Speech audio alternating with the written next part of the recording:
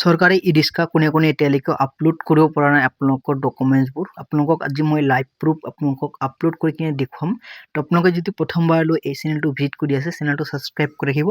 আৰু আপোনালোকে বন্ধু বান্ধৱীসকললৈ ভিডিঅ'টো শ্বেয়াৰ কৰি দিব যাতে সেইসকল মানুহ আপোনাৰ সহায়ত আবেদন কৰিব পাৰে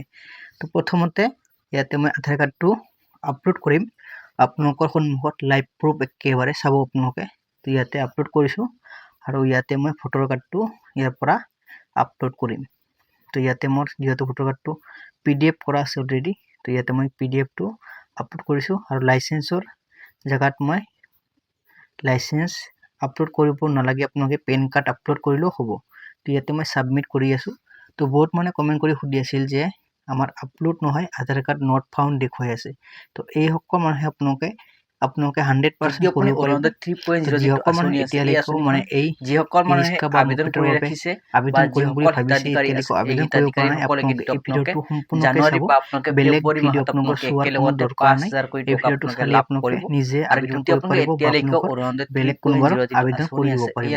আহক আপোনালোক দেখুৱাইছো কেনেকৈ আপোনালোকে এই প্ৰচেছটো সম্পূৰ্ণ কৰি আছে যদি আপুনি এতিয়ালৈকে চৰকাৰী ই-ৰিক্সা বা মফেটৰ বাবে আবেদন কৰিব পৰা নাই কেনেকৈ আপোনালোকে আবেদন কৰিব পাৰিব সম্পূৰ্ণ ভিডিঅ' আপোনালোকে চাব চালে আপোনালোকে সম্পূৰ্ণ প্ৰচেছ আপোনালোকে চাব পাৰিব তো ইয়াতে চাব পাৰিছে এপ্লিকেশ্যন ফৰ্ম ফিলআপ তো আপোনালোকে এপ্লিকেশ্যন ফৰ্ম ফিলআপ ইয়াতে আপোনালোকে ক্লিক কৰিব লাগিব তো ইয়াতে মই আপোনাক ক্লিক কৰি দেখুৱাই দিম আৰু আপোনালোকক এই ভিডিঅ'খনৰ ডেসক্ৰিপচনত এই ৱেবছাইটটোৰ লিংক আপোনালোকে পাই যাব তো ভিডিঅ'খনত আহি কিনে ডাইৰেক্টলি এই পৰ্টেলটোত আহিব পাৰিব তো ইয়াতে first information first item information তো ইয়াতে আপোনালোকে এটা এৰো পাব এৰোত ক্লিক কৰিব দুটা অপচন পাব ডিস্ট্ৰিবিউশন মফেট আৰু ডিস্ট্ৰিবিউশন অফ ই-ৰিক্সা এই দুটা অপচনত আপোনালোক যেটো হয় সেইটো আপোনালোকে টিক মাৰ্ক কৰি ল'ব তাৰ পাছত আপোনালোকে ইয়াতে ক্যান্ডিডেট নেম ইয়াতে আপোনালোকৰ ফাদাৰ নেম দিব ইয়াতে আপোনালোকৰ মোবাইল নম্বৰ দিব আপোনালোকৰ জেন্ডাৰ দিব গাঁওখনৰ নাম দিব পুলিশ ষ্টেচন আপোনালোকে পোষ্ট অফিস ইয়াতে দিব পুলিশ ষ্টেচনটো ইয়াতে দিব যেহেতু আমাৰ ষ্টেট আসাম হয় আসাম ইয়াতে সিলেক্ট কৰিব আপোনালোকৰ ডিস্ট্ৰিক্ট যেটো আছে সেই ডিস্ট্ৰিক্টটো ইয়াতে আপোনালোকে সিলেক্ট কৰি ল'ব এৰিয়া পিন কোডটো দিব ডেট অফ বাৰ্থ দিব আধাৰ কাৰ্ডৰ নম্বৰ দিব ইয়াতে আপোনাৰ কোৱালিফিকেশন আছে কোৱালিফিকেশনটো আপোনালোকে ইয়াতে আপোনালোকে ক্লাস 5 ৰ পৰা গ্ৰেজুৱেট লৈকে ইয়াতে আছে আপোনালোকে চাব পাৰিছে তাৰ পাছত আপোনালোকে ইয়াতে ক্লাস 5 ৰ পৰা আপোনালোকে এইকিটা অপচন পাব তাৰ পাছত আপোনালোকে ইয়াতে আপোনালোকৰ তিনিটা অপচন পাব এই যিখন অপচন আছে ইয়াতে বেংগলী হিন্দী আৰু আদার্স এই তিনিটা অপচন পাব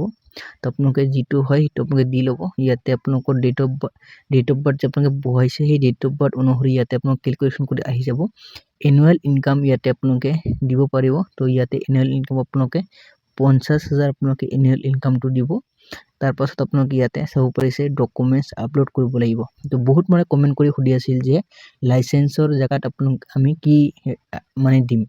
তো ইয়াতে আপোনাক আধাৰ কাৰ্ড দিব ভোটাৰ কাৰ্ড দিব পেন কাৰ্ডটো ইয়াতে আপলোড কৰি দিব তো বহুত মানুহৰ এতিয়ালৈকে লাইসেন্স বনাব পৰা নাই তো সেই কাৰণে আপোনালোকে পান কাৰ্ড বা আপোনালোকে ভোটাৰ কাৰ্ডটো আপলোড কৰিব তো ইয়াতে মই যেহেতু লাইসেন্স আছে সেই কাৰণে মই আপোনালোকক ইয়াতে লাইসেন্সবোৰ আপলোড কৰি কিনে দেখুৱাম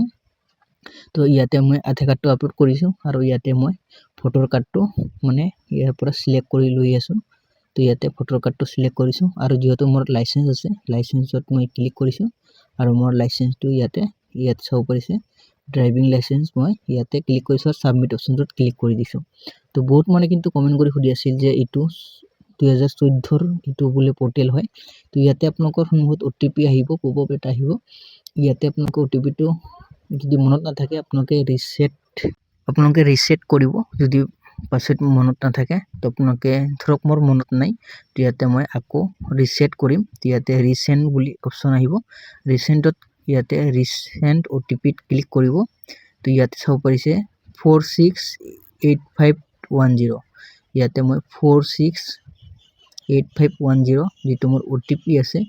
ইয়াতে মই বেক কৰিছো আৰু 468510 তো ইয়াতে দি কিনে মই ইয়াতে ভেৰিফাই অপচনটোত ক্লিক কৰি দি আছো ইয়াতে সাকসেসফুল ভেৰিফিকেশন হৈ গৈছে লগে লগে আপোনালোকৰ ৰিসিপ্টখন এনেকৈ উলিয়াই যাব তো আপোনালোকে স্ক্ৰিনশ্বট কৰিব পাৰিব বা আপোনালোকে মানে ডাউনলোড কৰিব পাৰিব তো ইয়া আছিল আপোনাৰ গুৰুত্বপূৰ্ণ আপডেটবোৰ দিবলগীয়া